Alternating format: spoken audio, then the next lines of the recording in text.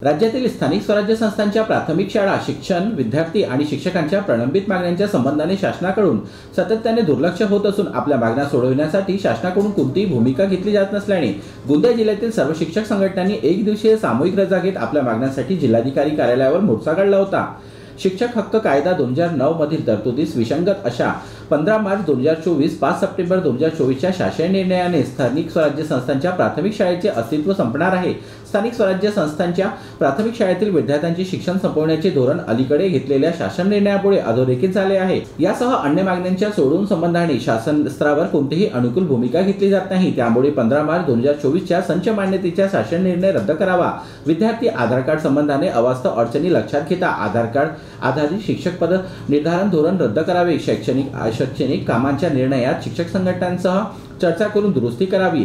विद्यार्थ्यांना मोफत गणवेश देण्यासाठी राबवलेली गणवेश योजना रद्द करून जुन्या पद्धतीने गणवेश योजना कार्यान्वित करावी। ज्या ठिकाणी पाठ्यपुस्तके मिळालेली नाही तिथं स्वाध्याय पुस्तके द्याव्यात। जिल्हा परिषद प्राथमिक शिक्षकांना मुख्यालय निवासाची अट रद्द करावी यासह अन्य मागण्यांना घेऊन हे आंदोलन करण्यात आले होते।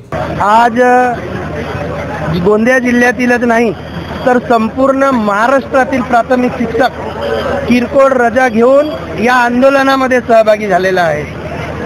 शासनाच्या जिल्हा परिषद शाळांच्या विरोधात खाजगीकरणाच्या विरोधात जिल्हा परिषदच्या शाळा टिकवण्यासाठी आज शिक्षक रस्त्यावर उतरला हे शासनासाठी खूप लाजिरवाणी गोष्ट आहे असं मला म्हणायचं आहे।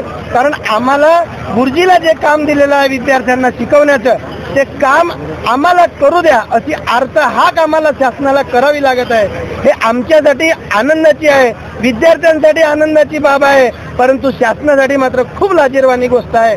कारण तुम्ही ज्या कामासाठी आमची नेमणूक केली तो काम आम्हाला करू न देता तुम्ही इतर कामाला गुरुजीला जुंपवून ठेवलात आणि त्यामुळे विद्यार्थ्यांना शिकवण्याचं काम आमचं कमी झाल्यामुळे विद्यार्थी आणि जिल्हा परिषदच्या शाळा आज शासनाच्या अशा धोरणातून बदनाम होत आहे आणि त्यामुळे आमच्या जिल्हा परिषदच्या शाळा तुटण्याची भीती भविष्यात निर्माण झालेली आहे। आणि त्यासाठीच आज या गोंदिया जिल्ह्यातील संपूर्ण संघटना राज्यातील संपूर्ण संघटना शासनाच्या या धोरणाच्या विरोधात उतरलेल्या आहेत। जर आज 25 सप्टेंबरला पूर्ण राज्यामध्ये एक दिवसीय रजा आंदोलन हा शिक्षकांचं आंदोलन आहे आणि शासनाला या आंदोलनाच्या माध्यमातून सांगायचं आहे की प्रत्येक गावामध्ये ज्या शाळा आहेत आणि बऱ्याचशा शाळा ह्या 20% खाली देखील आहेत, मग तो जो विद्यार्थी आहे तो शिक्षणापासून वंचित राहू नये म्हणून आमची मागणी आहे। 15 मार्चचा जो शासनाचा पत्रक आहे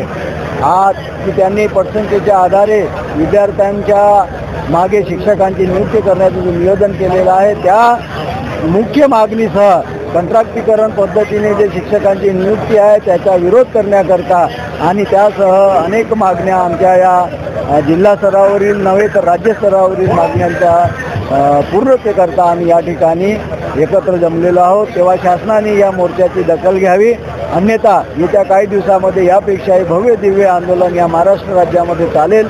तेव्हा आज आपल्या माध्यमातून शासनाला सांगू इच्छितो की आमच्या ज्या काही राज्य स्तरावरील मागण्या आहेत शिक्षण वाचवा, विद्यार्थी वाचवा, शिक्षक वाचवा, विद्यार्थ्यांना शिकवू द्या आणि त्याचकरता आमचं हे भव्य दिव्य आंदोलन आहे। शिक्षक संघटनांसह चर्चा करून प्रश्न समजून घेणे व त्यावर अनुकूल असा निर्णय घेण्याबाबत प्रचंड उदासीनता आहे।